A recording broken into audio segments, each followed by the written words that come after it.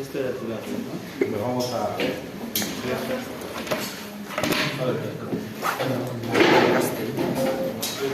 Ahí está esto. Mucha melatonina.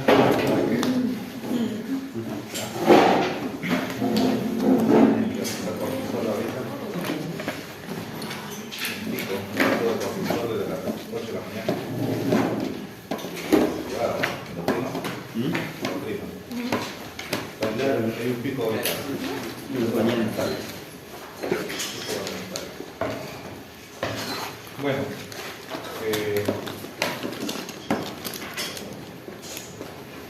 vamos a empezar con una oración.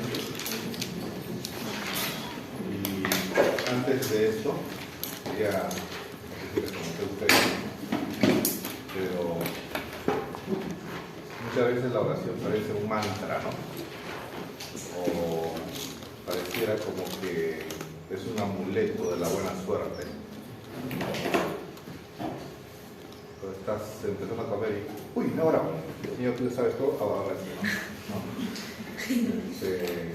Pareciera que la oración es como un sortilegio que nos da una suerte de protección de algunas maldades, de algunas influencias negativas, qué sé yo, ¿no?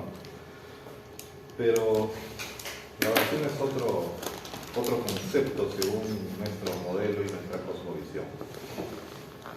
Y para esto, por ejemplo, lo ilustro con una experiencia que tuve. Es para hoy, vas a entrar, entra, si no, desaparece de vista.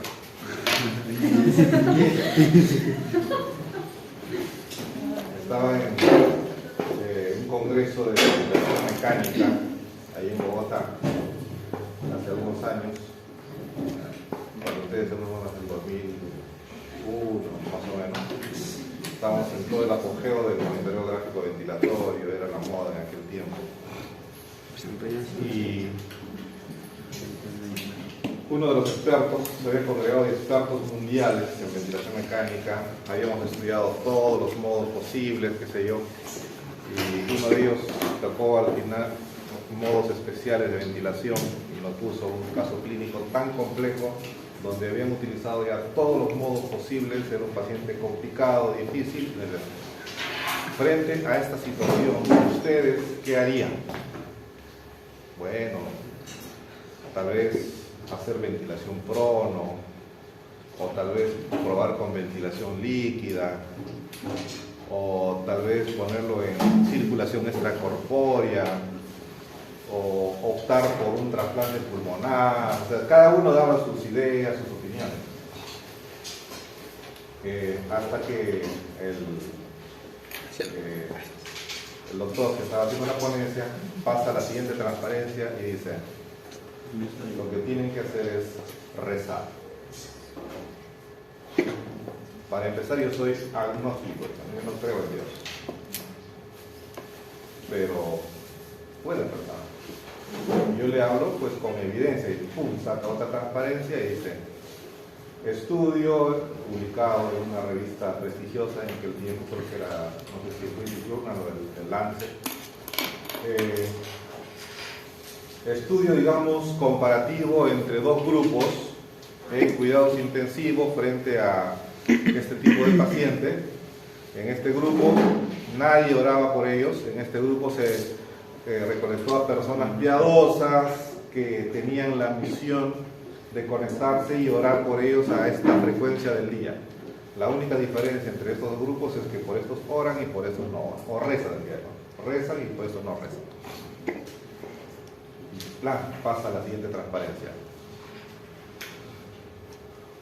En el grupo que tuvieron rezo había beneficios estadísticamente significativos en comparación al otro grupo. Definitivamente en este grupo pasó algo que no pasó en este grupo. Yo no sé qué cosa es el rezo, dijo. Tal vez sea una forma de comunicación que aún no conocemos, que más adelante tal vez podamos encontrar. quizás a través del aire o quizás a través de comunicación mental, comunicación extrasensorial. Estas personas tienen una influencia positiva sobre estos enfermos, y finalmente, pues, fruto ya del trabajo coordinado de todos ellos, generan un proceso de regeneración celular y se observa la mejoría en este grupo. Así que, así no crean en Dios, recen. Eso fue el mensaje de aquel agnóstico, ¿no? Así no crean en Dios, recen, porque si ya hicieron todo y no tienen nada más que hacer, ¿qué pierden? ¿No? Eso fue una reflexión interesante, pero dentro de nuestros fundamentos educativos, nosotros creemos que la oración es un acto de comunicación, ¿no? Es una forma de reencontrarnos con el que diseñó el cuerpo, es llevar el carro a la fábrica, ¿no? Es el que hace los ajustes, el mantenimiento de 5.000 kilómetros, 10.000 kilómetros, 15.000, ¿no? El que le eche el aceite, el que empieza a generar los mecanismos bioquímicos para que nosotros empecemos tal vez a enfrentar el nuevo día de una manera diferente. Así que con esta actitud de mente vamos a orar. ¿Vale? Señor que estás en los cielos, gracias por la oportunidad de empezar esta clase. Gracias, Señor, porque hoy día vamos a tener la oportunidad de profundizar un poco más en el conocimiento de las diferentes formas como tú has creado para que el aparato respiratorio y el pulmón empiecen a funcionar. Señor, gracias porque a través de esto permites que nosotros respiremos y así podamos tener vida. Acompáñanos en este día para tener nuestras mentes abiertas. En el nombre de Jesús. Amén. Bueno, nuestros 5 minutos van vinculados a un tópico que fue... Ahora sí ya cerramos la puerta.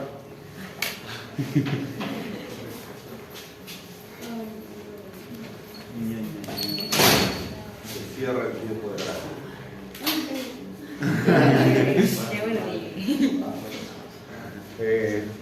Entonces, se decía que en este año, pues no me acuerdo la fecha, estuvo a la espera de una apelación que hizo ante el Tribunal Constitucional. Bueno, lo conocen ustedes, es un personaje mediático, ¿no? Ricardo Morán, en televisión, entonces ya está años en la televisión y tiene influencia en los medios y todo detalles. Entonces, había hecho un proceso judicial y en ese proceso judicial él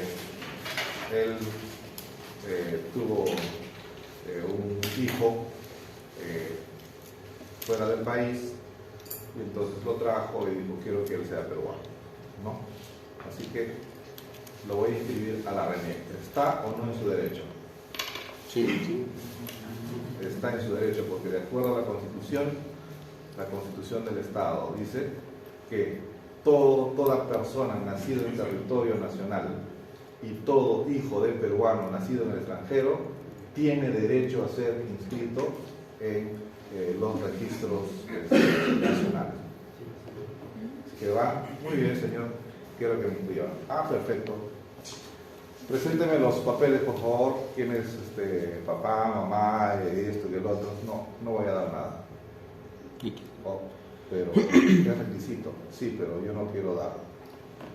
Yo quiero que me inscriban, pero yo necesito saber los datos que se requieren para hacer la inscripción.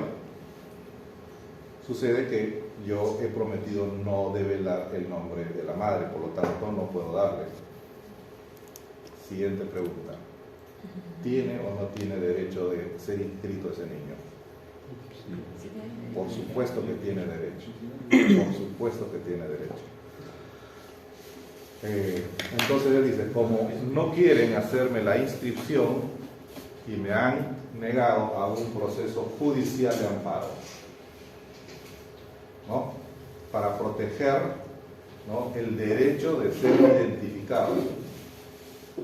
Completamente de acuerdo. Va y el juzgado correspondiente negativo, no procede. No procede su amparo. Muy bien, y él sigue apelando. Voy a apelar a la máxima instancia, el Tribunal Constitucional, para que diga y sentencie en relación a mi pedido de inscripción de mi hijo en la RENIEC. Entonces, ¿qué dijo el Tribunal Constitucional? No sé. Falta cultura, ¿no? Esto salió en titulares, todos los periódicos. Ustedes que no tienen vida. ¿Ah? Estudió medicina, seguro. ¿Ah? ¿No? Editoriales, filósofos, éticos, constitucionalistas, todos empezaron a opinar. Sí, que el tribunal tiene que darlo, que el tribunal no tiene que darlo, que esto, que el otro, mira, que esto, que se abre la puerta, que esto. Todos empezaron a opinar. Finalmente los 7 tribunos, porque los tribunos en teoría son lo máximo en temas de legislación constitucional, y los tribunos dijeron no pueden hacer la inscripción. Y saltaron todos diciendo que este es un atentado contra los derechos humanos, contra los derechos del niño, contra los derechos de los padres, contra los derechos de todos. ¿Cuál era el kit del asunto? Porque le decían no, no y no. ¿Ah? El niño estaba ahí. Tenía su género, Ricardo Morán.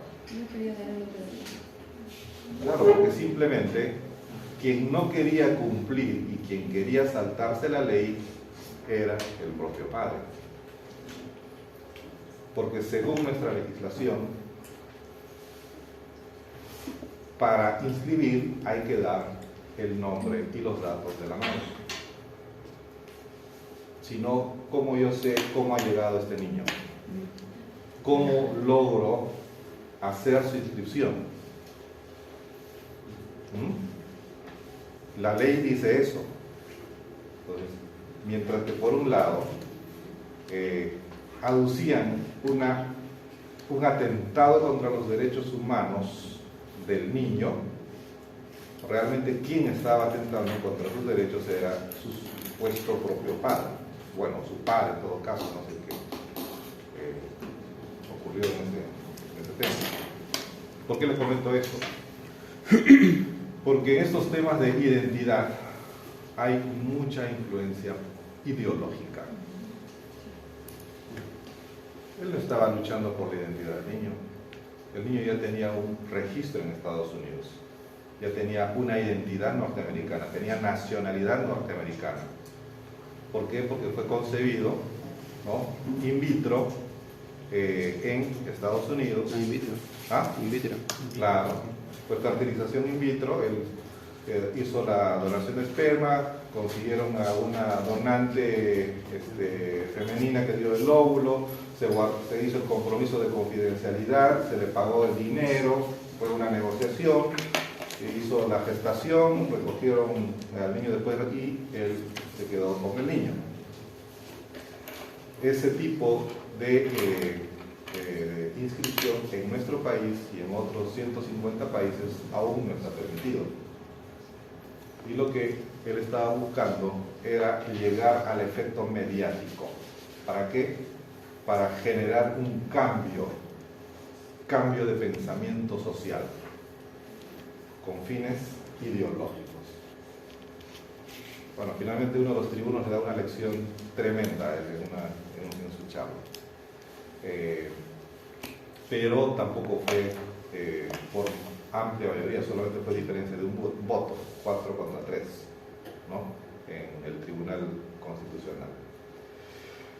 ¿Por qué tenemos esto? Porque en nuestros análisis jóvenes nosotros tenemos que saber diferenciar algunos conceptos que aparentemente están cubiertos de buena intención, ¿no? Como dice el dicho, de buenas intenciones está hecho el camino al infierno. Así que ya ahí en algún momento conversaremos más de estos conceptos. Yo no voy a decir qué van a pensar ustedes. Lo que sí tengo que decirles es que su capacidad analítica, como siempre digo, y de actitud crítica siempre tiene que ser bastante amplia. Así que entramos a algunos conceptos ya un poco más detallados en relación a el funcionamiento del aparato respiratorio. Jóvenes, en el aparato respiratorio ustedes de repente ya han visto en anatomía, ¿hicieron con glucosa segura esto? Todavía no. Entonces, en la parte anatómica saben pues que hay una estructura especializada en poder captar el oxígeno del medio ambiente, ¿no? La parte anatómica. Pero esta parte anatómica funciona como una bomba de presión negativa que constantemente está succionando aire y luego permite la salida de una forma pasiva. Entonces, esto funciona como una estructura mecánica, ¿no? Que permite realizar cambios en temas de presión, de flujo, de resistencia, cambios de volumen, y todo eso implica el estudio de la mecánica. Pero como nos vamos a restringir al estudio de esos cambios en el aparato respiratorio, es que hablamos de mecánica ventilatoria. Entonces, la mecánica ventilatoria es una rama pues de la medicina que permite estudiar estos procesos físicos vinculados al aparato respiratorio. Y ahí tenemos la parte anatómica, ¿no? Tenemos una estructura específicamente adaptada, desarrollada, especializada para permitir el ingreso de aire. A tal punto que este ingreso incluso se adapta muchas veces a condiciones geográficas. Ejemplo, una persona del nivel del mar tiene una amplitud nasal más reducida que los que viven a nivel de altura. Los hombres del Ande tienen una nariz más amplia. ¿Por qué? Necesitan entrar más volumen, ¿ya? Tienen tamaño más corto. ¿Por qué? Porque necesitan optimizar relación energía-masa, pero tienen en relación a su talla una caja torácica más amplia. Una capacidad vital del hombre del Ande es mucho mayor que uno de nivel del mar. ¿Qué significa esto? Que el aparato respiratorio se adapta a las necesidades, a las condiciones de una manera bastante elástica. Y así tenemos todo el aparato respiratorio, ¿no? Que nos va a permitir hacer ese proceso de ingreso de aire y el intercambio oxigenatorio y llegar hasta las estructuras funcionales que son los sacos alveolares. Bueno, ahí están a nivel de las fosas nasales. Ya no vamos a entrar en la parte del recuerdo anatómico, ya lo han hecho, esto lo van a hacer con el doctor Segura, la parte histológica. Solamente recordar que la estructura microscópica del aparato respiratorio también está especializada, ¿no? Para poder permitir el ingreso y también la limpieza constante de este tubo a través de sus estructuras celulares que permiten pues un adecuado intercambio. Entonces ya hemos visto esos detalles y básicamente nosotros con este aspecto mecánico tenemos el objetivo de asegurar la respiración externa, que es el intercambio de oxígeno y CO2 con el medio ambiente, y la respiración interna, que es lo mismo pero a nivel celular. Entonces vamos a tener esos dos grandes objetivos en temas respiratorios. Entonces, haciendo una suerte de recuerdo anatómico y de integración con el aparato circulatorio, vamos a ver pues que esta respiración externa va a ser dependiente también del aparato circulatorio. Aquí tenemos la arteria pulmonar. La arteria pulmonar, ¿tiene nota? En la arteria pulmonar nosotros vamos a encontrar gases a una determinada presión. Sí. Pongamos nuestra mente en los dos gases principales, oxígeno y CO2. Entonces, a través de arteria pulmonar van a ingresar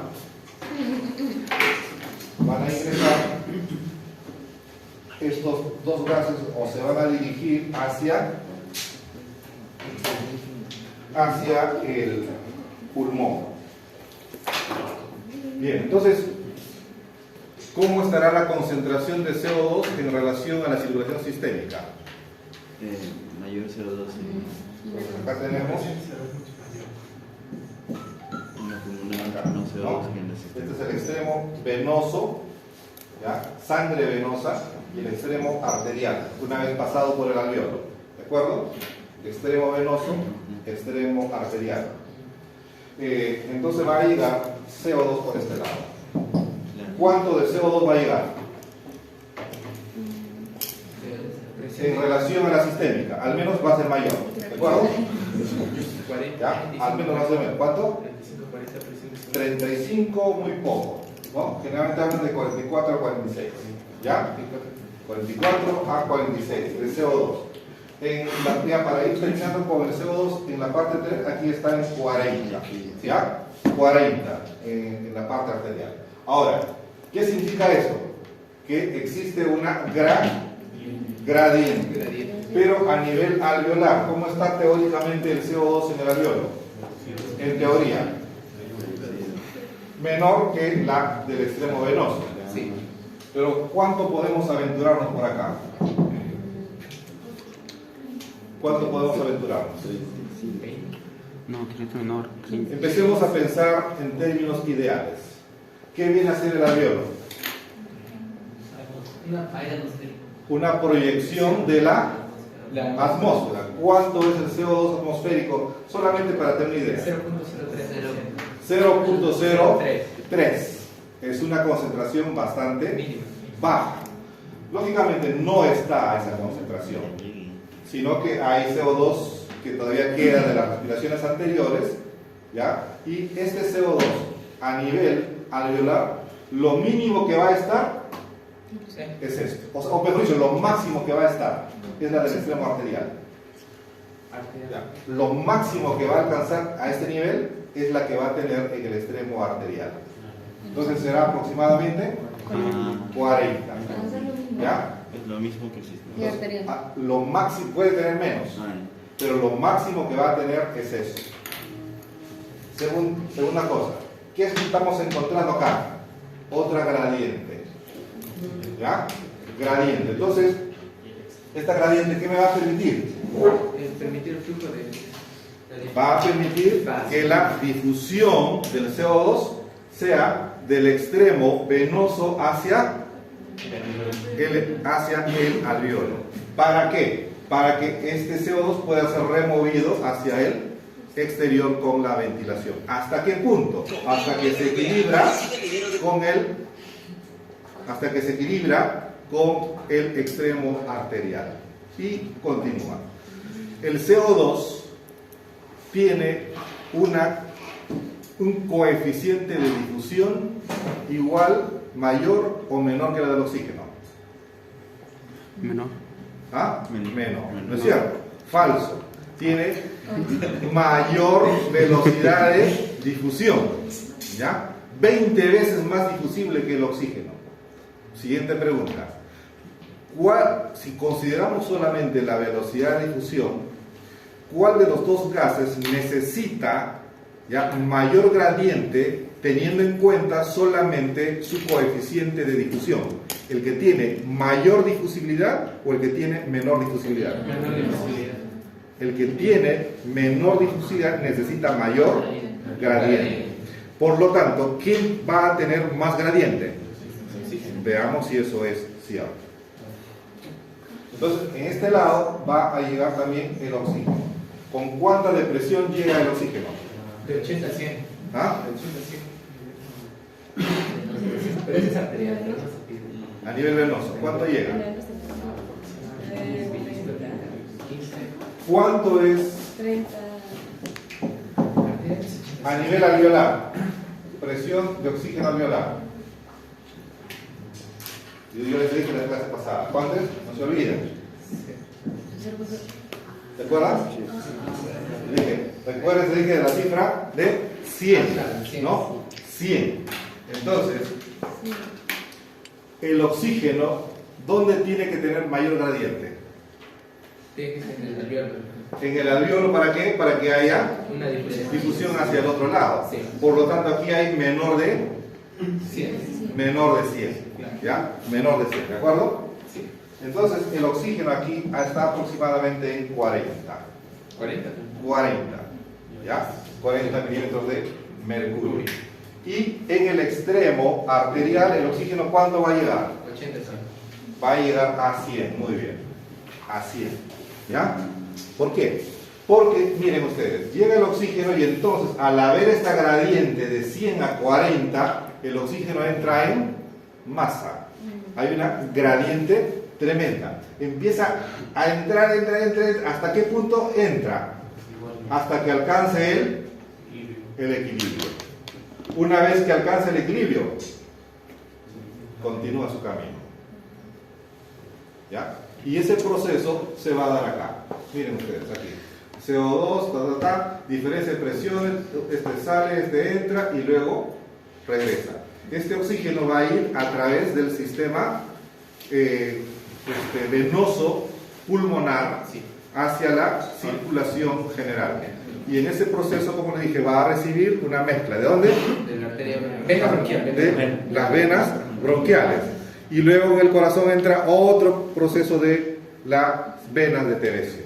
O sea, dos mezclas venosas que reducen este 100 a 95, 90 en promedio. 95, 90.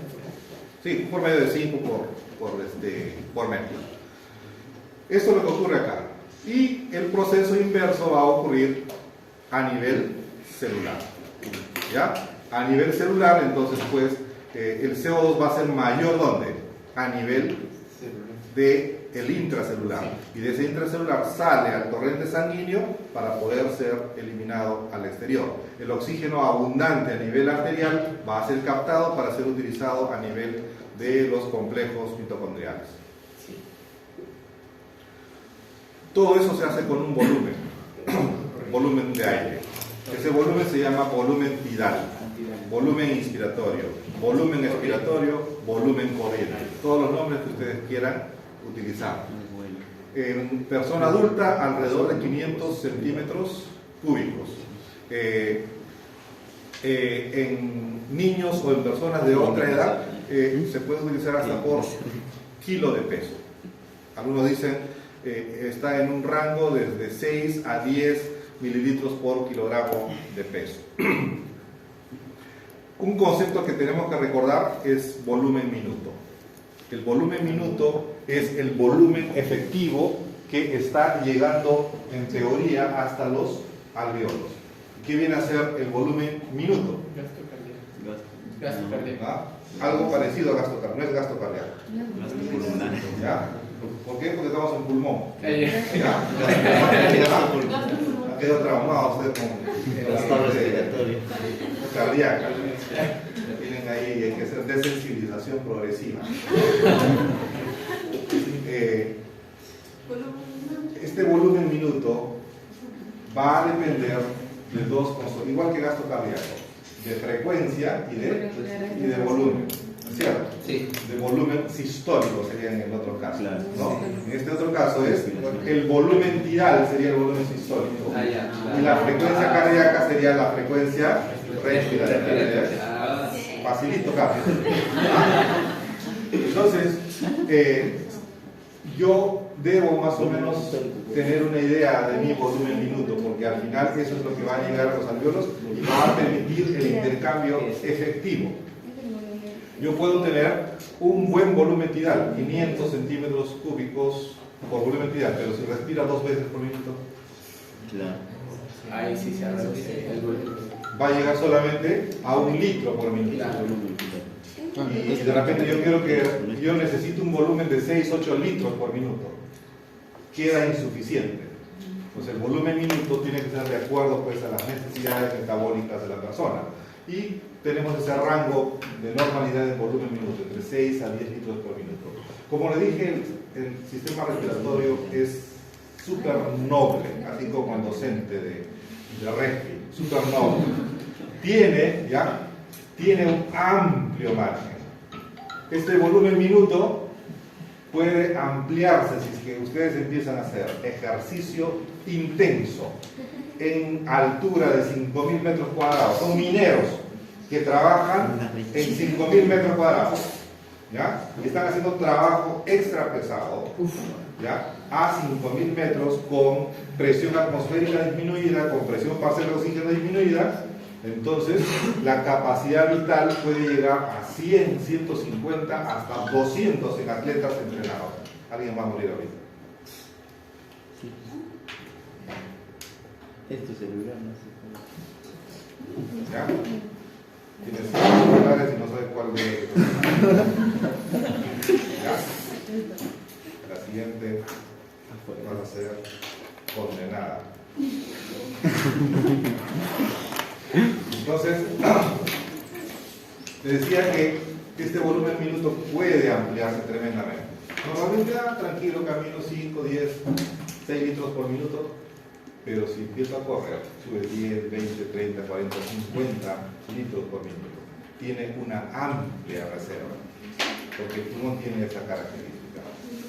No necesita mucho ejercicio. Donde tienen que prepararse es en la eficiencia cardiovascular. Para empezar, ¿cuántos hacen ejercicio? Levante la mano.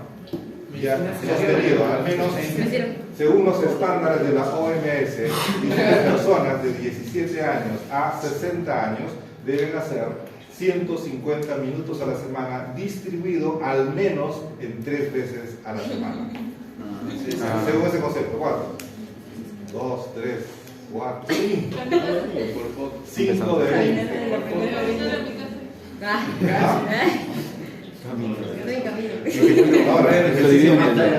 Ahora vamos a precisar. Pero ahora vamos a precisar. 150 minutos. Son 50 horas. Debes estar 2 horas. Pero hacer actividad física puede ser caminar. Actividad física puede ser subir una escalera, actividad física puede ser barrer, Viene caminando.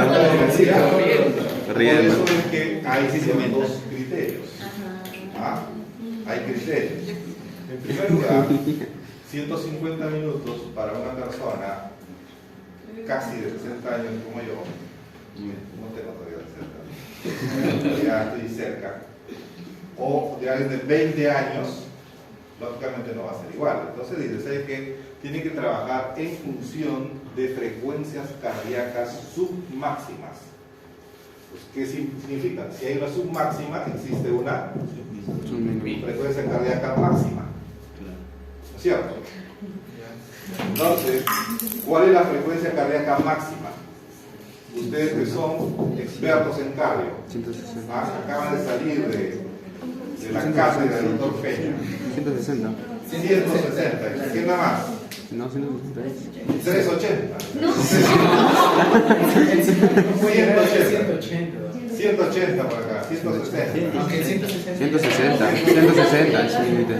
Cuando 160 por hay respuestas muy variadas, la respuesta es que nadie sabe. Uy. Ya, solamente la respuesta. Solo hay dos respuestas. Tengan que estar iguales. Bowis. 220. Peña me mintió. 220 menos la edad.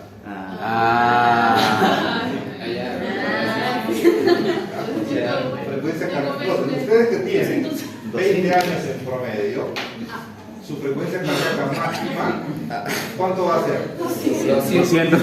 200 para una persona de 20 años. Pero ¿qué les dice la búsqueda de la eficiencia cardiovascular?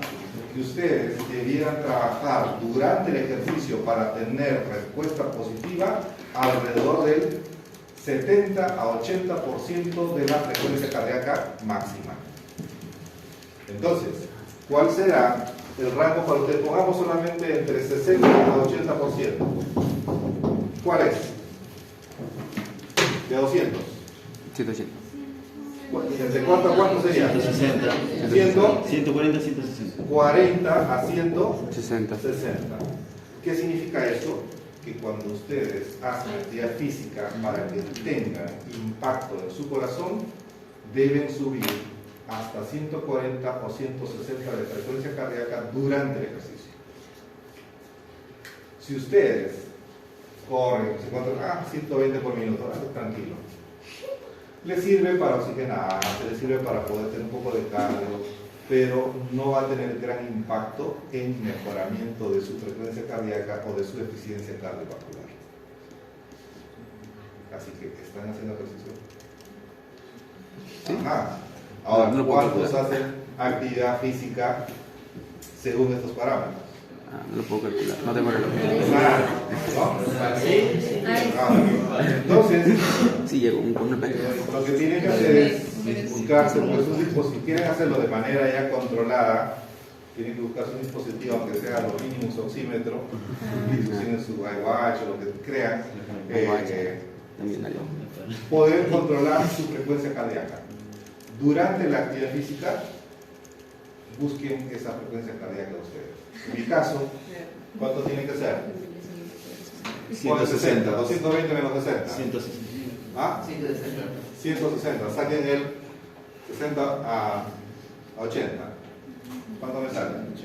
124. No, Ya, pero la cosa es que es menos, ¿no es cierto? 128. Para mí será de 128. 160, 16, y saquen el 16. 128. ¿Ah? 96, 128. Ya. 80. Sí, 100 a 130. Ya, más fácil para mencionar. ¿Ah? Por eso que es, esto hay que hacerlo de acuerdo a ciertas características. El ejercicio no es igual para todos. La prescripción del ejercicio, eso van a aprender en medicina de estilo de vida, ejercicio, que llevan creo que en el 7º ciclo, ¿no? Prescripción del ejercicio. La prescripción del ejercicio implica frecuencia, intensidad, tipo, condición metabólica, condiciones premórbidas. No se les vaya a correr, no es solo eso. Ay, eso lo dice hasta el portero. Entonces, de que ya al nivel de ustedes que tienen que empezar a ser más exacto, más preciso, más detallista y más profundo. Lo cierto es que hay otra forma. Claro, pues. Otra forma es que ustedes puedan hacer actividad física. No tengo tiempo, tengo mucha tarea, tengo mucho mañana, tengo examen, mañana, tarde y noche, y no. Bueno, aunque ese fundamento no es válido porque está demostrado que los que hacen actividad física tienen mayor rendimiento que los que no hacen física en la parte académica. Está totalmente demostrado ya por estudios. O sea, si quieren tener mayor rendimiento académico, mayor rendimiento físico tienen que buscar. ¿Por qué? Porque aumenta la perfusión cerebral. ¿Ya? Y disminuye la actividad adrenérgica mediada por estrés. De tal manera que cuando ustedes están en el examen, no van a estar estresados. Tranquilo. ¿Será esto o no será esto?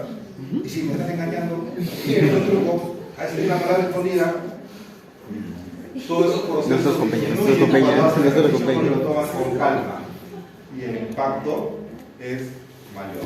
En la parte médica, por ejemplo, alguien que hace actividad física empieza con un basal, por decir, de 50 por minuto de frecuencia cardíaca. Tiene un estrés y llega a 80 por minuto. Tranquilo. Pero alguien que tiene 80 o 90 por minuto de basal, durante el estrés sube a 120, 140. Y eso...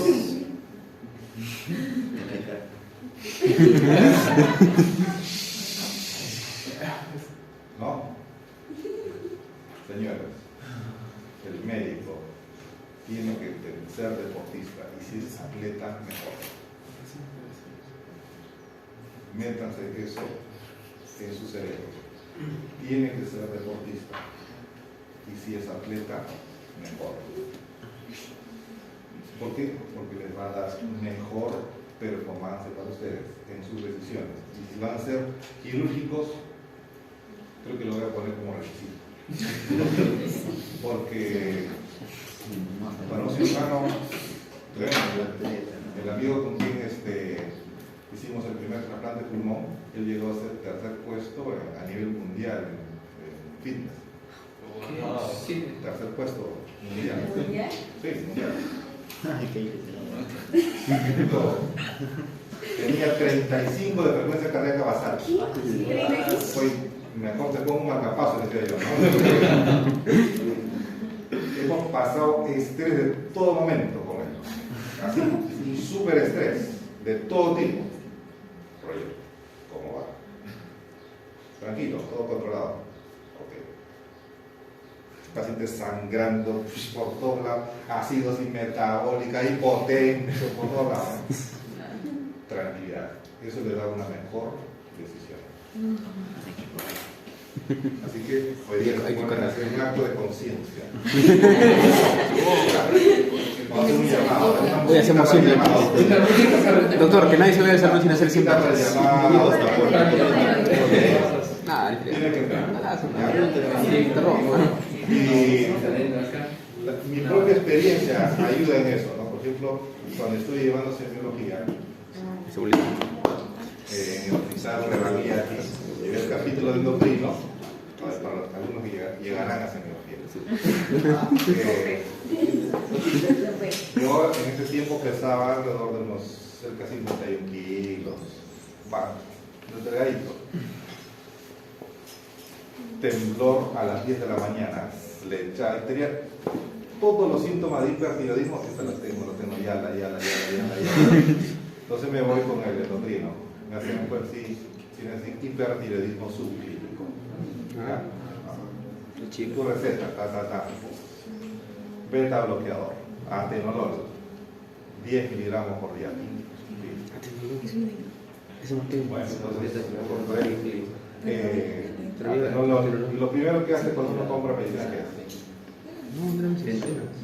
Lees el inserto, ¿no es cierto? Ya, entonces, como ya llevamos farmacología, a leer el inserto, y cuando uno es joven se preocupa rápidamente por los efectos colaterales, ¿no? ¿Qué me puede provocar? Decía, puede producir impotencia. ¡Oh!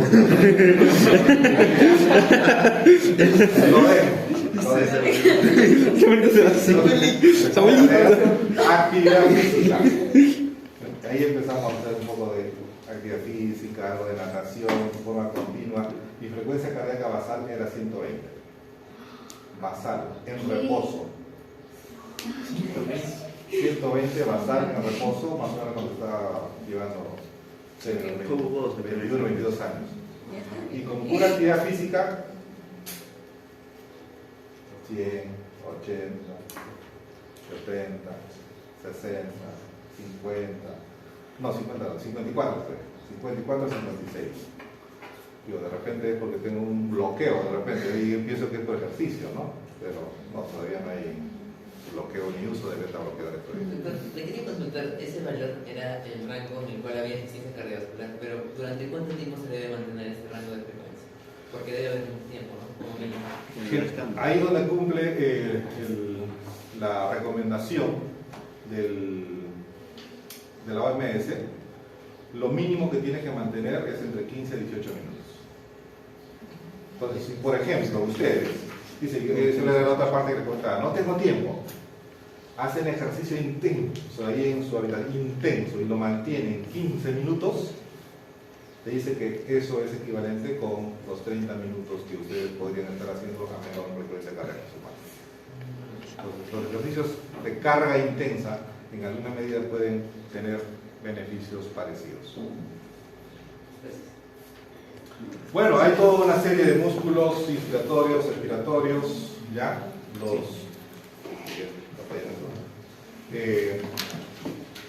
ahí tenemos desde el diafragma hasta los pectorales y por otro lado los expiratorios. La expiración es un fenómeno pasivo, principalmente. Entonces el pulmón se infla, pero tiene fibras elásticas. ¿Y qué hace la fibra elástica? Intenta recuperar su tamaño original. Entonces, la primera fase de la expiración casi siempre es pasiva. Solo la última parte se activan los músculos expiratorios. Ahí tenemos el diseño, un diseño maravilloso de la parte de la caja torácica, ¿no? Los huesos, los cartílagos, la disposición, la forma de inserción de los músculos la forma como un músculo toma como punto fijo un lado y punto móvil otro lado, ¿no? Va a permitir que algunos músculos como los intercostales puedan actuar más en la parte de expiración y el otro en la parte inspiratoria. Por ejemplo, miren ustedes, aquí el intercostal externo, ¿ya? Solo como un ejemplo, está entre dos intercostales, por eso se llama intercostal, pero toma como punto fijo la costilla superior. Y al tomar como punto fijo la costilla superior, ¿qué hace hacia la costilla inferior? Lo levanta. Y al levantarlo, facilita la inspiración. Pero miren ustedes el intercostal interno. Toma como punto fijo la costilla inferior y jala a la costilla superior. Pero miren la dirección. Al jalarlo, ¿qué hace? Lo desciende.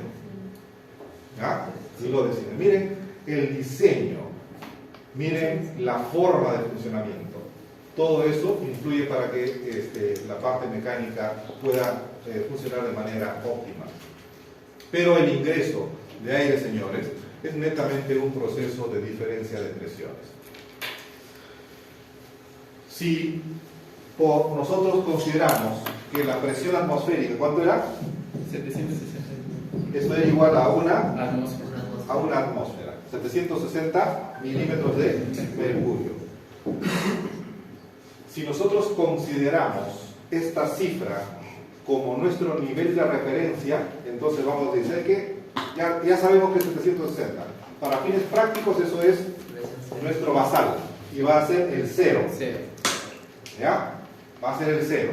Y sobre este 0, como vamos a tener pequeñas variaciones, si es que disminuye, será por decir menos 5.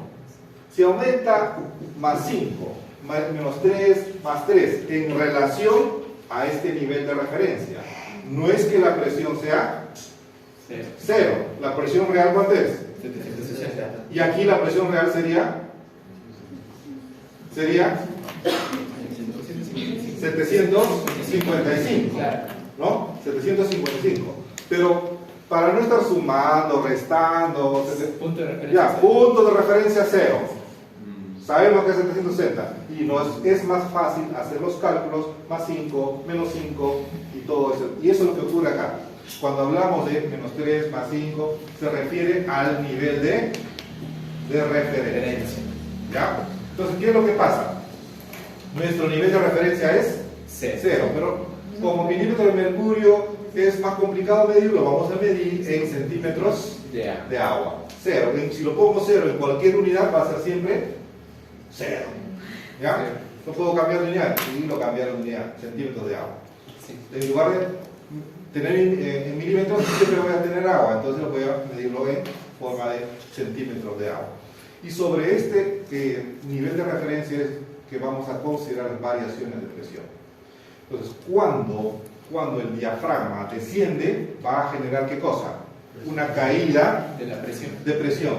Esa caída de presión genera una gradiente. Esa gradiente permite La entrada del aire. flujo. El flujo va a llevar un volumen. Miren, pero ese flujo se va a mover en contra de una resistencia. No en contra de la gradiente, a favor de la gradiente. Pero va a encontrar una resistencia. ¿Cuál es la resistencia? El calibre del tubo, la secreción, cualquier cosa que obstruya el movimiento. Miren todos los conceptos rapiditos de física que estamos viendo por este tema. Entonces, en ese concepto, en la inspiración, pues hay un cambio de presión. La presión pleural, que es la presión negativa. Miren ustedes, acá tenemos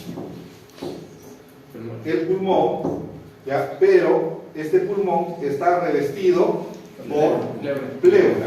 Hay una pleura que cubre, ¿no? Que cubre al pulmón, la pleura visceral, y hay otra pleura pegada a la pared, la pleura parietal. Entre las dos hay un espacio.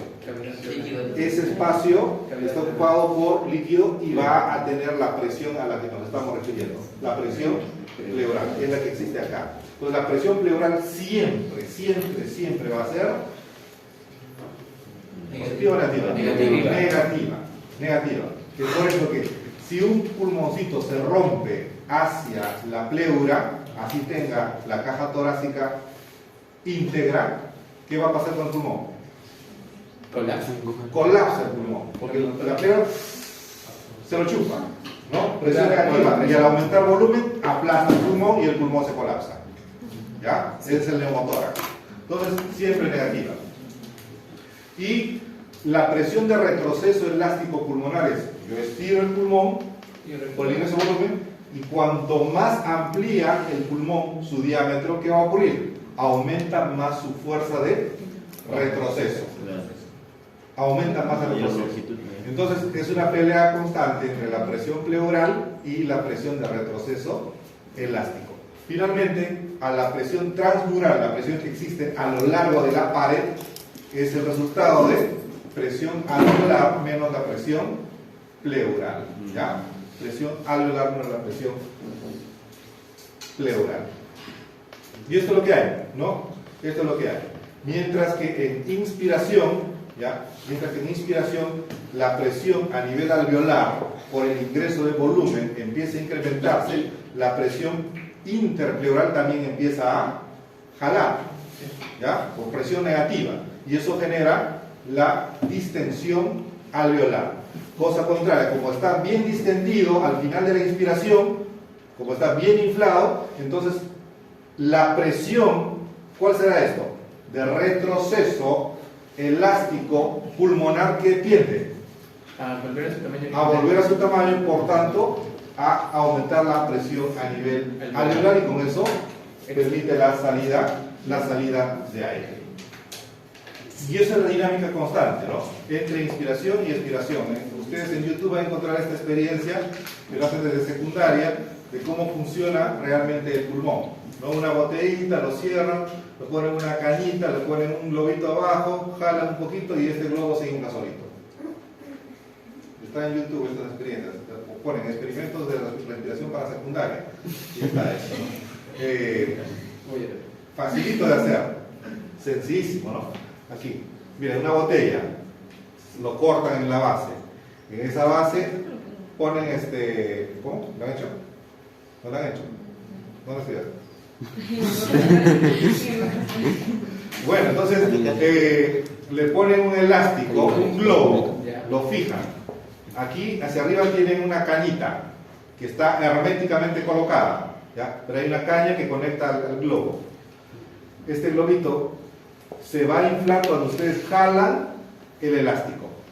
Jalan aquí el elástico que está en la base. Eso genera como si fuera diafragma. Solamente jalan y el globo empieza a inflarse, sin que nadie lo infle. ¿No? ¿Por qué? Porque está generando presión negativa. ¿Dónde? En el interior de la botella. Genera presión negativa, y esa presión negativa hace que el globo se expanda. Sueltan el globo y el globo se desinfla. De esa manera ilustran cómo funciona el aparato respiratorio.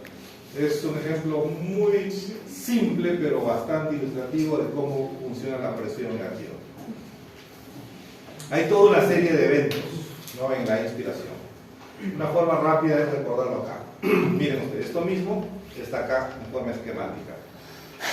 Para que se inicie la inspiración, se necesita primero que se contraigan los músculos de la inspiración, entre ellos el diafragma y todos los demás músculos.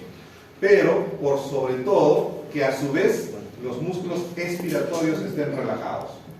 No puede haber inspiración mientras haya contracción de músculos relajados. A ver, pujen y hagan ingreso de aire simultáneo. Imposible. No entra aire. ¿Ya? Ahí noten la importancia de la relajación, ¿ya? La relajación de los músculos expiratorios. Y cuando eso ocurre en forma simultánea, pues ya hay incremento de todos los diámetros torácicos, anterior, lateral, vertical, y finalmente el pulmón se va a expandir generando la inspiración. En la expiración ocurre el fenómeno inverso. Necesitamos, ¿no?, una relajación de los músculos inspiratorios. No se olviden, la primera fase es pasiva y luego se produce la contracción de los músculos expiratorios. Y cuando se contrae, finalmente, el pulmón que estaba expandido ahora disminuye de tamaño y se va a dar la expiración con los cambios de presión que ocurren en ese proceso.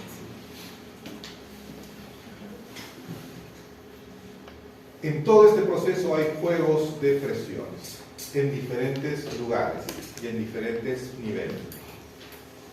Este ejemplo nos ilustra para comparar en tiempo real lo que está ocurriendo con las diferentes presiones. Miren ustedes, esto que parece a veces como si fuera ciclo cardíaco, Sí. ¿no? Ciclo cardíaco, esto pasa a nivel de la función ventricular, auricular, EKG, etcétera, de forma simultánea en sístole y en diástole, la isovolumétrica, bueno, así son. Aquí vamos a comparar algo bien sencillo, inspiración y Expiración. nada más, sencísimo. ¿Qué va a ocurrir? Miren ustedes, vamos a ver qué es lo que pasa, ¿dónde? La presión. Presión intrapleural. ¿Esto qué cosa es? Cero. Nivel de referencia. Cero, nivel de referencia. La presión dentro de la pleura, ¿en qué momento del ciclo respiratorio se hace positiva? La expiración. En la Expiración. falso. En ningún momento. Miren acá, miren. Los cuatro, ¿no? ¿Ya? ¿En qué momento se pasa por acá? Ninguno. Ah, no, tiene que ser más positiva, más positiva. Miren el gráfico. ¿Ya? No adivinen, analicen, miren. ¿Ya? Acá. En la expiración. En ningún momento, pero yo digo, ¿en qué momento la presión intrapleural está más negativa? Más negativa en la Inspiración. Ah, Inspiración. aquí estoy en la inspiración. Más negativo. Ah, bueno, terminado la inspiración. Al final de la Inspiración. inspiración o al inicio de la Expiración. expiración. ¿De acuerdo? Ujú. Análisis, nada más. Mira el gráfico. ¿Ya? ¿En qué momento? Esa pregunta, tengo todas las fichas del examen. ¿En qué momento, ya? ¿En qué momento del ciclo respiratorio la presión intrapleural está más positiva? A la mitad de la expiración. ¿Ah? A la, Está más positiva. Digo que sea positiva. Ahí está. 2/3 partes finales. Ya, le pongo. Ahí en el final le pongo. O el tercio medio. Tercio medio. De la expiración. Tercio medio. De la No, expiración. De la expiración. Tercio medio es. No. Acá sería tercio medio. Mitad de la expiración. Mitad de la expiración acá. Pero la Entonces, entonces, sencillo. La parte será la parte más La alta. parte final de la Y esto se va a continuar con esto. O sea, al final de la expiración o al inicio de la inspiración. Es sencillo. Ustedes siempre le buscan lo más complejo. pero al final no sería ya. Aquí va a empezar un nuevo ciclo. Esto regresa acá. Este gráfico se continúa nuevamente con esta otra. Sí. Porque es el ciclo, pues, llega al punto de inicio. La presión alveolar, ¿en qué momento es positiva? Expiración. Ah, ya está mirando. Ya. En la expiración. ¿Ya? ¿En qué momento es más negativa? Inspiración. En la mitad de la ¿En inspiración. qué momento? La mitad de la. Ah, aproximadamente a la mitad de la inspiración. ¿De acuerdo?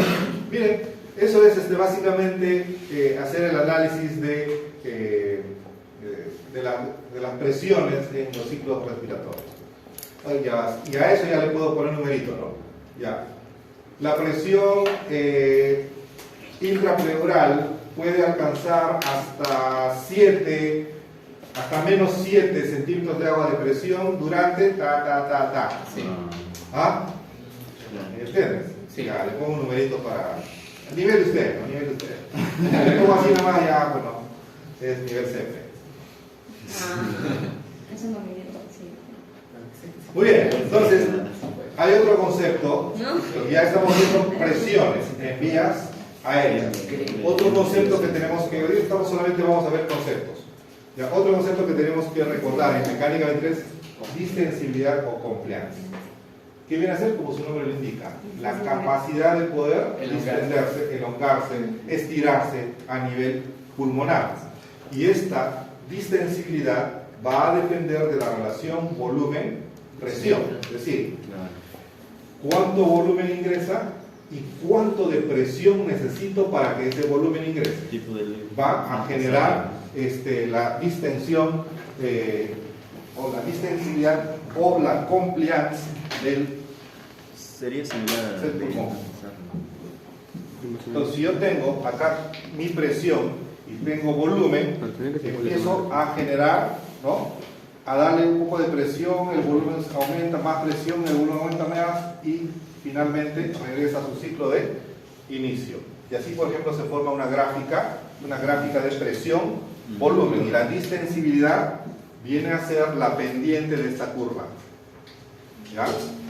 ¿Qué significa la relación entre volumen y presión? Esta pendiente va a tener un ángulo respectivo. La pendiente de la curva me indica la mayor o menor distensibilidad del pulmón. ¿Cómo se entiende esto? Que si en este gráfico, por no saber esto, ahí. Si este gráfico yo tengo un gráfico de esta manera, ¿cuál va a ser mi pendiente? O mi ángulo va a ser esto. ¿Ya? En el otro caso tengo otro ángulo, el verde. ¿Cuál de los dos ángulos es el mayor? El verde. El verde. ¿Cuál de los dos tiene mayor distensibilidad? El verde. ¿Ah? Verde. El verde. ¿Por qué? Porque necesito menos presión para tener más volumen. Por eso relación volumen-presión. Esa es distensibilidad. Entonces, pregunta de examen. La desviación de la curva de presión-volumen hacia la derecha me indica... Hacia la derecha, menor volumen, mayor presión.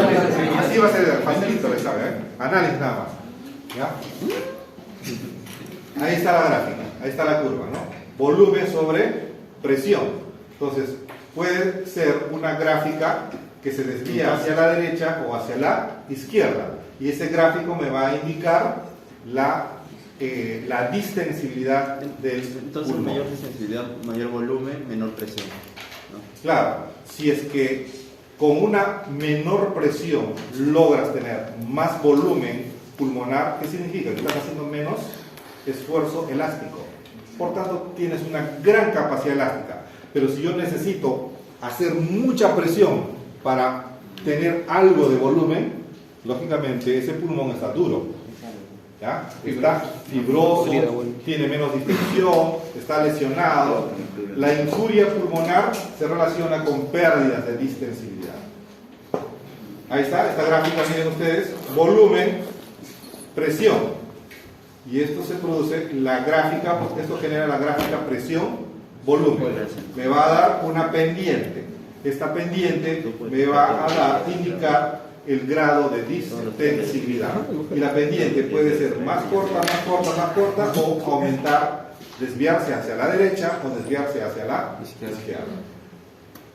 Miren los factores que producen aumento de distensibilidad, son menores, ¿no? Generalmente los pulmones que tienen enfisema pulmonar, que están en inspiración constante, a veces ocurre eso en los fumadores, porque caminan así, ¿no? Inspiración constante. No es porque hagan ejercicio, que tengan pectorales, sino que tienen enfisema pulmonar, enfermedad pulmonar obstructiva crónica, ¿ya? Que aparentemente puede indicar que están con mayor distensibilidad, pero lo que pasa es que tienen atrapamiento aéreo. Hay atrapamiento de volumen que genera inspiración constante, ¿ya? Y todo esto produce disminuciones de la distensibilidad, fibrosis, edema pulmonar, atelectasia, obesidad o deformidades de la caja torácica. Ahí está la otra fuerza que va equilibrando, la presión de retroceso elástico pulmonar que ya hemos estado hablando, ¿no? Que su objetivo es recuperar su tamaño, colapsar un poco el alveolo, regular los volúmenes altos para que pueda llegar al volumen normal. Muy bien, entonces hay una dinámica constante entre la presión de retroceso, la presión pleural, es un juego constante. Y esto no solo va a ocurrir de forma uniforme, sino ocurre de manera muy variada y heterogénea en la parte pulmonar. Es decir, la distensibilidad resultante que vemos nosotros es la suma de las relaciones volumen-presión que está ocurriendo en cada alveolo o en cada región, en la base, al medio o hacia arriba. Finalmente no va a ser igual, ¿no? Eso quiere decir que hay diferencias en diferentes regiones alveolares. Eso habla de la heterogeneidad alveolar. West, que si es que encontraron el libro, habla de las zonas de West, ¿no? De acuerdo a la influencia de la presión hidrostática y la gravedad que tiene el pulmón. Ya esta es la zona 1, la zona 2, la zona 3, ya hasta zona 4 empiezan a hablar. Y esto se mantuvo mucho tiempo hasta que alguien llegó y dijo: sé que West, tú ya pasaste de moda. Lo que hay es miles de regiones, ¿ya? Está bien, ¿no?, decir 3 regiones como una forma académica, pero lo real es que el pulmón es diferente adelante, atrás, abajo, al medio, a los lados, funciona de manera muy variable, y eso habla pues de las diferencias regionales que tiene el pulmón. En ese sentido, también como los alvéolos están comunicados, ya pensaron que habían pasado la parte de leyes. Mira, aquí es Laplace, ¿no? La ley de Laplace me dice pues que la presión existente es directamente proporcional a la tensión superficial e inversamente proporcional al radio del alvéolo. ¿Qué dice esto Laplace? Que si es que estos dos alvéolos estuvieran comunicados, el alvéolo chiquito debe desinflarse para dar su volumen al alvéolo grande, porque en el alvéolo pequeño el radio del alvéolo genera una mayor presión por ser menor. Sin embargo, gracias a que existe tensión superficial, surfactante, a la presión surfactante equilibra las presiones a pesar de las diferencias de diámetro alveolar, para evitar colapso de uno a otro. Es el surfactante que permite equilibrar las presiones en el interior de ambos alvéolos y ambos puedan mantenerse abiertos. Otro concepto que tenemos que una clase, vamos a tener una clase solamente de espacio muerto, solamente ahora el nombre. Se habla de espacio muerto pues a una zona, ¿ya? A una zona que no participa en la ventilación. Sabemos de los 500 centímetros cúbicos que ingresa, una parte se queda en las vías aéreas y otra parte llega hacia los alvéolos. La parte que está en las vías aéreas no participa en la ventilación o en el intercambio, para ser más exacto, ¿no? A eso se conoce como espacio muerto, ¿ya? Espacio muerto. Espacio muerto anatómico, que es la parte de conducción. Pero algunas partes del alvéolo donde sí debería haber intercambio y participar en el intercambio, por diversas circunstancias, hay zonas alveolares que están colapsadas, que están llenas de secreción y que tampoco participan en el intercambio. Esos también forman parte del espacio muerto, pero ya no es anatómico, sino es el espacio muerto fisiológico. El espacio muerto total será la suma del espacio muerto anatómico más el espacio muerto fisiológico. Al final, solo lo que llega hacia el alvéolo funcional es el que va a participar en el intercambio gaseoso. El pulmón, ¿ya? El pulmón, eso van a tener una clase también en la parte de volúmenes y capacidades pulmonares, ¿ya? Entonces no lo vamos a tocar mucho. Va a tener diferentes volúmenes y diferentes capacidades. Es decir, por ejemplo, tenemos volumen inspirado, volumen expirado, volumen minuto, volumen pulmonar total, y la suma de dos volúmenes o la relación de dos volúmenes o más volúmenes me hacen las capacidades. Las principales son, por ejemplo, la capacidad respiracional, la capacidad pulmonar total, la capacidad vital, ¿no? Como producto de la relación de algunos volúmenes que ya van a ser estudiados en esta clase. Ya hablamos también de ventilación, ¿ya? Ventilación minuto, ventilación inspiratoria, expiratoria. Lo importante es que debamos recordar siempre ese concepto de volumen minuto igual frecuencia respiratoria por volumen tidal. Si le dijera cuál será el volumen minuto necesario para una persona de 60 kilos que está respirando a 15 veces por minuto y tiene un volumen tidal de 300. 4.500. 4 litros y medio. ¿Ya? 4.500 centímetros cúbicos o 4 litros y medio. O una persona que tiene un volumen minuto de 6 litros, está, digamos, respirando a un ritmo de 20 veces por minuto. ¿Cuál es el volumen tidal? Ya sería la división correspondiente. ¿Ya? Ahí está. Esos son los ejercicios de volumen minuto. Y a nivel de presión de la vía aérea, debemos recordar que en la vía aérea, miren ustedes, nosotros vamos a encontrar una serie de tuberías. Cuando la tubería está lisa, pensaron que ya se habían olvidado de la ley de Moselius, ¿no? Está el flujo, caudal y todo eso, pero el aire es también otra forma de fluido y se cumplen las mismas leyes. Igual lo vamos a encontrar flujo laminar, ¿no? A nivel del pulmón cuando las capas son paralelas, o si encontramos una obstrucción o la división del tubo, generaremos un flujo turbulento y podemos tener un flujo transicional, por ejemplo, a nivel de las divisiones bronquiales.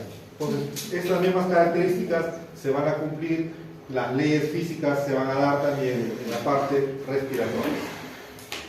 Al final, esto me va a generar el concepto de resistencia, ¿ya? Resistencia de la vía aérea. Y en términos de resistencia de la vía aérea, el factor más importante para modificar la resistencia es el calibre del tubo, ¿ya? Es decir, el radio del tubo, ¿ya? Porque es el radio, por aquí no está la formulita, ¿no? La formulita que nos dice que de acuerdo a la ley puede ser, y la resistencia es inversamente proporcional a radio, ¿no? No, al flujo. Al flujo tampoco. A la cuarta potencia del radio. Ya. Le pueden poner la resistencia es inversamente proporcional al radio. Facilito, boom, radio. No. La cuarta potencia del radio, lo cual es totalmente diferente, ¿ya? De acuerdo a la ley de Poiseuille. A eso, así es. Por eso me equivocaste. La resistencia, ¿ya? La resistencia en términos fáciles es la relación existente entre la diferencia de presión entre dos puntos y el flujo que existe entre esos dos puntos. Ahí vamos a encontrar la resistencia. Ahí está igual, pero en el pulmón vamos a encontrar una serie de tuberías. Pregunta. ¿En qué bronquio vamos a encontrar más resistencia? ¿En el bronquio de un lactante o en el bronquio de un adulto? ¿Por qué? Por el calibre que tiene. El calibre del tubo. Es que es de 4 a 6. El calibre del tubo, Sí. ¿ya? Es mucho más fino. Por eso es que un lactante apenas tiene una tosecita, empieza a tener sibilancia. ¿Por qué? Porque se hace tan fino que el aire pasa a tal velocidad que forma un silbido. Y esa es la sibilancia, lo vamos a aprender en serio, ¿ya? La sibilancia. ¿Alguien tiene asma, por ejemplo? ¿Tiene asma bronquial ustedes? Nadie tiene asma, felizmente. Entonces, en el asma bronquial lo que vamos a encontrar es que bajo ciertas situaciones el bronquio se contrae, aumenta la resistencia y está silbando el pecho. Broncodilatador para poder controlar la resistencia de vías aéreas. Hay diferentes factores que van a modificar la resistencia, ¿ya? Tenemos, por ejemplo, factores que van a provocar la construcción, el estímulo parasimpático, los factores colinérgicos son, se piensa la compañera que ahorita se va a caer, entonces, has estudiado mucho. ¿No? muchas redes sociales. Los factores histaminérgicos, ya la histamina puede generar constricción. Por ejemplo, personas que tienen algún tipo de alergia, inmediatamente hacen roncha, pero también tienen problemas de broncoconstricción, ya, por los factores histaminérgicos. Doctor, no es al revés, el parasimpático. No, No, no, pero como es bronquiosis es al revés. O sea, él se refiere que en cardio era estímulo simpático, vasoconstricción, por eso a veces no es en los Ya, aquí justamente el músculo liso cardiovascular es diferente al músculo liso bronquial, ¿ya?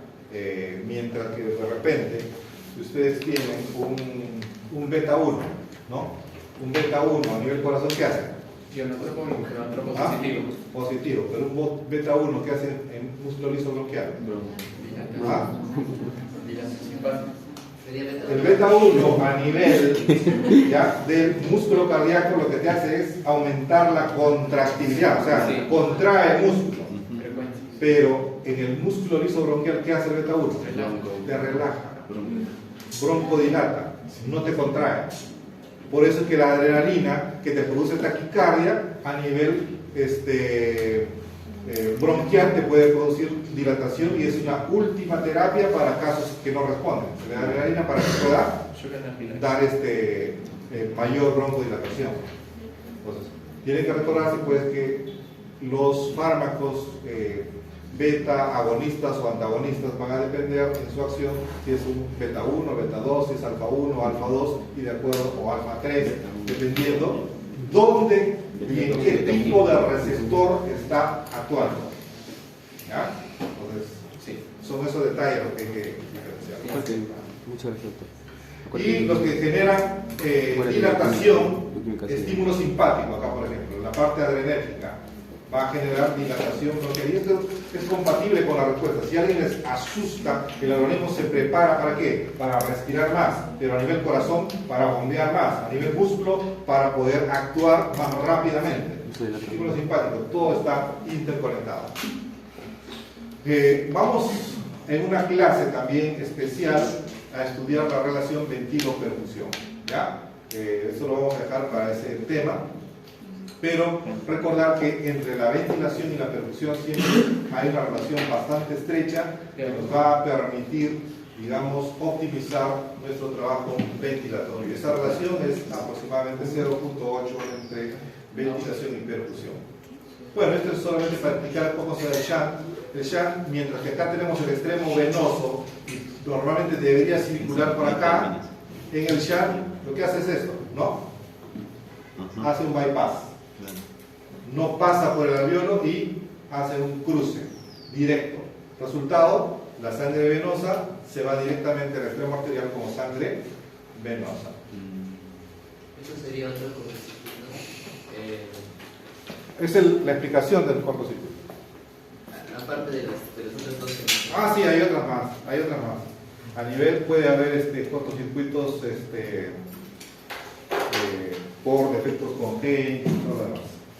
Tenemos todavía unos 20 minutos como para hacer la siguiente clase que vamos a ir avanzando. Oh no, 120 diapositivas. 120 diapositivas. Doctora, a las 9 tenemos práctica. ¿9?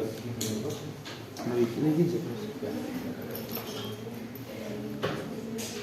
Tenemos 25. Tenemos 25. ¿Qué tenemos? No sé, hay niño muerto. Bueno, vamos a empezar ya. Una vez que hemos conocido aquí la parte ya general, la parte general de la mecánica ventilatoria, ahora sí vamos a entrar a la parte aplicada de la mecánica ventilatoria. ¿Ya? La parte aplicada implica pues utilizar estos conceptos ya en la vida real, ¿no? ¿Qué es lo que pasa, digamos, a nivel pulmonar cuando nosotros empezamos a modificar estos conceptos y lo utilizamos, por ejemplo, en la ventilación mecánica? Bueno, esto solamente para ilustrarles para que vayan conociendo algo de historia, ¿no? Es el primer niño a quien hicimos el trasplante pulmonar en el país. ¿Ya? José, 2 añitos, tenía fibrosis quística congénita, estaba condenado a ventilación mecánica permanente. Para ese tiempo, esto fue el 2006, nosotros desde el 2001 habíamos empezado a hacer experimentaciones en animales para hacer trasplante de pulmón. Y después de 5 años de estar trabajando en el laboratorio de cirugía experimental con el equipo completo, yo estaba a cargo de la anestesia, se logró hacer este primer trasplante a nivel nacional, ¿no? Un trasplante de donante de familiar vivo. La mamá donó un lóbulo, y el lóbulo superior derecho, y ese lóbulo se lo puso como un lóbulo completo para el pequeño. Salió excelente cuando ya terminó la cirugía, ya se está pasando para cuidados intensivos, estaba funcionando ok el pulmón. A los 3 días ese chico estaba sentado, a la semana estaba corriendo, ¿ya? Vivió feliz 1 año. Como fue el primer caso, los clínicos, porque hay 2 corrientes, ¿no? La parte quirúrgica hace la parte intra y perioperatoria, pero luego es manejado por los clínicos. Los clínicos son los pediatras, los neumólogos, los intensivistas, la gente que está fuera de quirófano. Pero ellos no tenían todavía mucho conocimiento, experiencia en manejo de post-trasplantados, ¿no? Y no se hizo un diagnóstico de peritonitis. Una apendicitis se lo llevó a nuestro pequeño. Hizo complicación apendicular. Como estaba inmunosuprimido, no hizo fiebre, se quejaba de dolor, pensaba que era una diarreíta, vamos a ver qué pasa. Esperaron 2-3 días para evaluar, y cuando se dieron cuenta ya una peritonitis, entró, ya la sepsis se lo llevó rápido. Pero ese año lo pasó muy bien, ¿no? Como un niño normal, de lo que estaba sometido a ventilación mecánica, pasó a tener al menos 1 añito de juegos. El primer trasplante pulmonar hecho en nuestro país por nuestro equipo del Hospital Guillermo Almenara. De ahí logré entrar yo a los 10 siguientes trasplantes, todas también. Hasta que vine aquí a los trasplantes cerebrales. Bueno, el equipo que participó, el equipo de anestesia. Se parece al doctor Mohan. Doctor Mohan. ¿Ah? Mamá es clínico, no llega ni a la puerta. Es que los clínicos llegan solo hasta la puerta. Adentro ya no tiene nada que hacer. Gracias, doctor, que el paciente aquí está empezando. Buen título, doctor. Está grabado.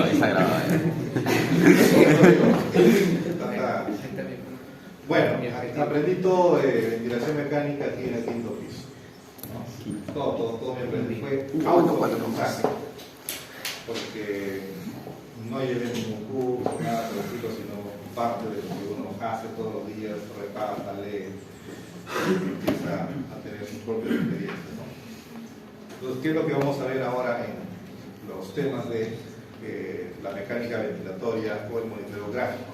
Entonces, vamos a ver cómo estudiar una gráfica de presión, de volumen, flujo o una combinación de estas.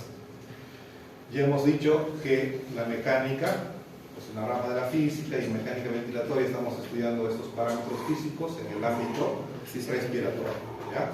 Entonces, una división: rama física, mecánica de fluidos, mecánica ventilatoria, en ese orden de ideas. Si nos vamos ubicando, ya hemos dicho que hay un juego de gradientes, ¿no es cierto? Juego de gradientes. Tenemos una presión 1 y una presión 2. Entre las dos hay diferencia de presiones. Entonces, el flujo ocurre en esa dirección porque hay gradiente. Pero esto que estoy hablando me va a dar un valor, porque presión es un parámetro físico. Si es un parámetro físico, ¿lo puedo medir? Sí, claro. Por supuesto. Y si lo puedo medir, ¿lo puedo expresar de manera gráfica? También. Y esto es lo que pasa acá. Lo mido y en la gráfica me da una gráfica especial, gráfica de presión. Pero a su vez, como este volumen entra a una velocidad, ¿qué cosa es eso? Flujo. Es una constante física también. ¿Lo puedo medir? Claro que sí. ¿Lo puedo expresar en forma gráfica? También lo puedo expresar en forma gráfica. A su vez, ese flujo me lleva a un volumen. ¿El volumen lo puedo medir? Por supuesto que sí. ¿Lo puedo expresar de manera gráfica? También lo puedo expresar de manera gráfica. Conclusión. Los parámetros físicos en la parte respiratoria lo podemos medir, lo podemos cuantificar, lo podemos hacer objetivos y por tanto lo podemos expresar de manera gráfica para entenderlo mejor. De tal forma que con una sola mirada a lo lejos en la gráfica a veces ni necesito mirar los valores numéricos. Puedo entender qué es lo que está pasando en ese pulmón tan solo mirando estos gráficos. Y la idea de esta clase es entender eso de manera gráfica. Eso en la parte inspiratoria. En la parte expiratoria, simplemente el fenómeno inverso, ¿ya? Que también tendrá su expresión gráfica, algo diferente por otras variables que se van a integrar. Lo cierto es pues que nosotros vamos a estar enfocados en esa relación frecuencia-volumen-entidad, que es el volumen minuto, que me va a permitir la remoción de CO2 y a su vez me va a permitir la oxigenación. Este volumen minuto, ya sabemos, es dependiente de esas dos variables, pero también existen variables adicionales, como las presiones positivas que yo puedo someter al sistema para poder facilitar la ventilación, o el incremento de concentraciones de oxígeno para mejorar tal vez la oxigenación respectiva. Todas esas relaciones se pueden expresar de manera matemática. ¿Ya? Esa expresión matemática pues, se conoce como la ecuación del movimiento respiratorio. Y esta ecuación del movimiento respiratorio pues dice la presión en las vías aéreas es dependiente del flujo, de la resistencia y de la relación volumen-entidad respectiva. Resumiendo esto, vamos a encontrar resistencia versus trabajo elástico. Vale decir que la presión en la vía aérea es el libre juego entre el pulmón que se distiende y todos los factores que se oponen a esa distensión. ¿Ya? Entonces, el trabajo resistivo y el trabajo elástico. Cuando alguno de estos parámetros se modifica, me puede alterar el funcionamiento respiratorio y generar signos de fatiga respiratoria que serán observables a través de la signología que se estudiará en semiología, pero que fundamentalmente significa usar músculos accesorios, tiraje o aleteo nasal. Cuando respira, la nariz se abre con cada ciclo respiratorio y eso se llama aleteo nasal. Implica que ya hay signo de fatiga respiratoria a tal punto que hasta el músculo alar de la nariz tiene que trabajar, que normalmente no trabaja, ¿no? Esta ecuación del movimiento también se puede expresar, como le dije, como la relación del trabajo resistivo y el trabajo elástico. Se puede, digamos, también explicar con el uso de algunos ventiladores de presión negativa, porque hay otros que son de presión positiva. ¿Qué significa presión negativa? Que se genera una presión para jalar el aire, que es diferente a una presión para empujar el aire. ¿Ya? Uno es presión negativa, esos fueron los primeros ventiladores, eran de presión negativa. Miren, este era un ventilador, a la persona se le ponía en este túnel, la cabeza salía por acá, luego se cerraba esto de manera hermética, el cuello estaba completamente cerrado, aquí a nivel de la pelvis completamente cerrado, y luego con una bomba hidráulica se generaba presión negativa en el interior de la cápsula y eso aumentaba el diámetro pulmonar. Como la nariz estaba por fuera, eso permitía el ingreso de aire. Así fueron los primeros ventiladores en la epidemia de polio. ¿Ya?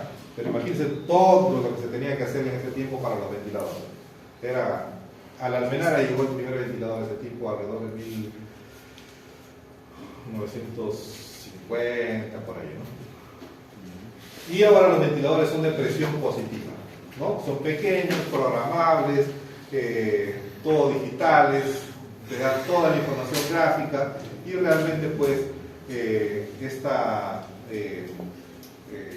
tecnología ha permitido que nosotros podamos mejorar el uso y el arsenal de la mecánica ventilatoria. Ahora, de esta ecuación del movimiento nosotros podemos sacar muchas variables. Por ejemplo, a nivel de la resistencia y flujo vamos a tener que estudiar presiones, flujos, volúmenes y resistencia. Y a nivel de la distensibilidad vamos a estudiar ¿qué cosa? La compliance.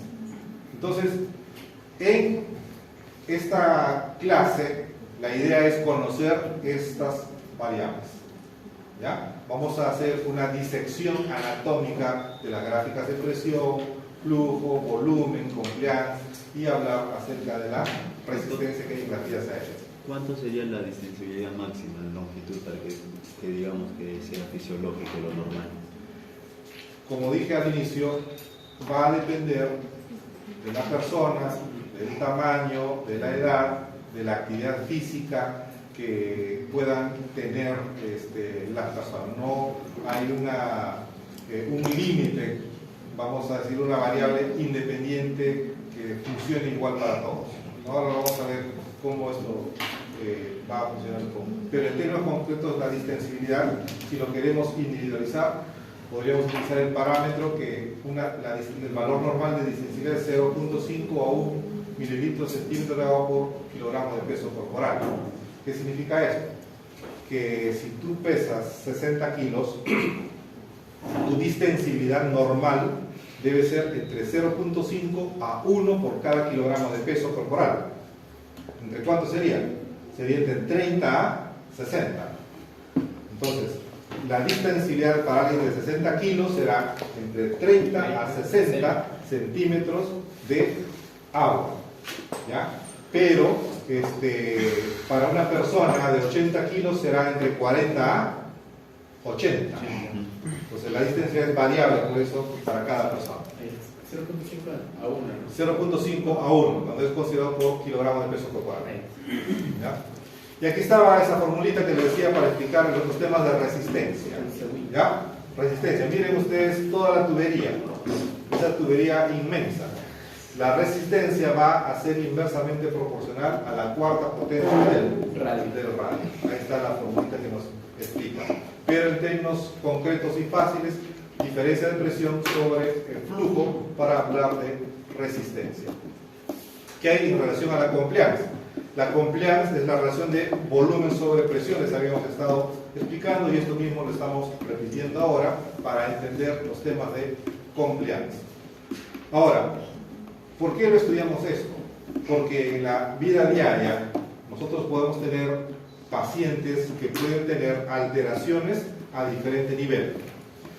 Podemos tener afectación pulmonar por sobrecarga de volumen, que se llama volutrauma, ¿no? ¿Cómo se manifiesta? Con sobredistensión pulmonar. Que cuando el pulmón se colapsa ante el trauma, ¿no? Colapso alveolar. O cuando hay infecciones, presencia de mediadores inflamatorios, biotrauma. O si es que la presión en la vía aérea se incrementa de manera exagerada, alta presión de vías aéreas, que me puede generar barotrauma. Y si es que no utilizo bien el oxígeno, voy a tener toxicidad por oxígeno. Todos estos procesos pueden estar presentes cuando yo empiezo a utilizar un ventilador mecánico. Por eso es que dijeron, ¿saben qué? Esto podemos darle el nombre de daño pulmonar asociado a ventilador mecánico.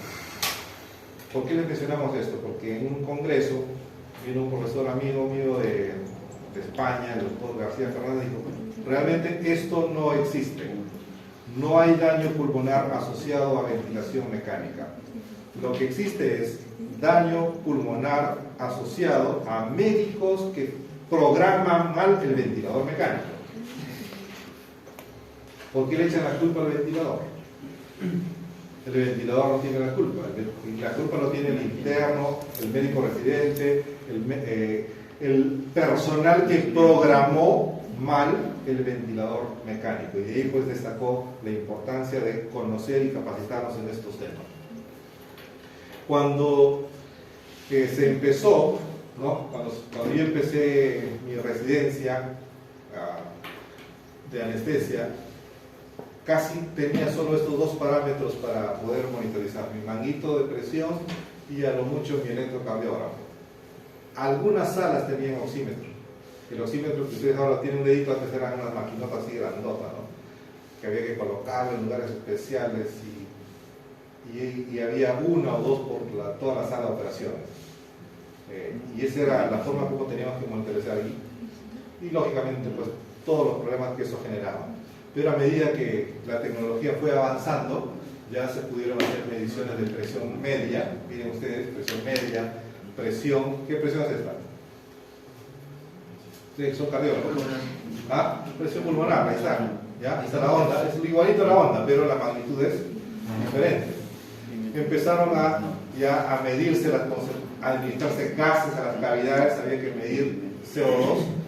Ya luego empezó a medirse presiones de vía aérea, flujo, gasto cardíaco, y realmente ahora lo que se tiene es un espirómetro intraoperatorio que me da un monitoreo respiración a respiración. Es decir, ustedes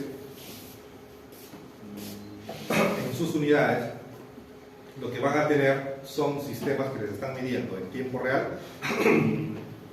presiones pico, presiones meseta, presión media, todos estos términos los vamos a estudiar, no se asusten. Presiones expiradas, inspiradas, volumen minuto, compliance, resistencia, saturación, curva, presión, volumen, desviación derecha, izquierda. Todo eso lo van a tener en tiempo real, así sean cardiólogos, neumólogos, intensivistas, emergencistas, anestesiólogos, nefrólogos. Los que trabajen en alguna medida con personas en riesgo van a conocer estas variables. Y necesitamos nosotros trasladar la fisiología normal a la fisiología aplicada. ¿Cómo es que hacen toda esa medición? Porque hay un aparatito llamado sensor de flujo que se coloca después del tubo endotraqueal y permite medir diferencias de presiones por juego de integrales, diferenciales, cálculos matemáticos, y por otro extremo toma muestras de gases y hace análisis de oxígeno, de CO2, gases, hace todos los temas de análisis de gases en las vías respiratorias. Un aparatito súper importante. ¿Cuál es el objetivo? Vigilar la mecánica ventilatoria en todo momento. ¿Qué significa esto? Que tenemos que estar midiendo presión, volumen, flujo o la combinación de estas variables. ¿Cuál es el objetivo de estas mediciones? La finalidad es que no existan esas lesiones que hemos dicho. Que no haya barotrauma, biotrauma, aterectrauma, toxicidad por oxígeno, y que no son generadas por el ventilador mecánico, sino generadas por el que lo programa. Entonces el que lo conoce va a optimizar la programación del ventilador y nos va a evitar los daños producidos pues, por una mala utilización de todo esto. ¿Qué es lo que vamos a conocer? ¿Ya? Todo esto. Gráficas de presión, gráficas de volumen, gráficas de flujo, presión, volumen, flujo, volumen, y al final hacer un ejercicio. ¿Cómo ustedes van a empezar a diagnosticar? Ah, eso es esto. Como leer un EKG, van a leer igual aquí los gráficos que se presentan en la mecánica ventilatoria. ¿Para qué nos quedamos?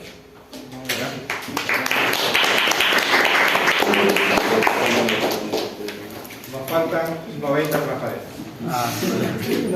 Lo vamos a hacer el día lunes. ¿Puede ir en la tarde?